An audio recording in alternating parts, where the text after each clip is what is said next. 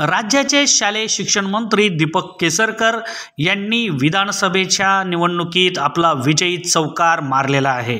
सावंतवाडी विधानसभा क्षेत्रातून सलग चौथ्यांदा ते निवडून आले आहेत। निकाल घोषित झाल्यानंतर संपूर्ण सावंतवाडी शहरातून त्यांची जंगी मिरवणूक काढण्यात आली।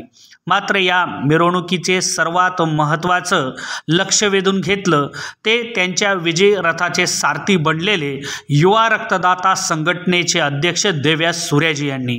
देव्या सूर्याजी आणि त्यांच्या टीमने संपूर्ण विजयी रथाचं एक आकर्षकपणे सारथ्य केलं आणि या सर्व घटनांमुळे केसरकरांची युवाईची ताकद सावंतवाडी शहर आणि परिसराने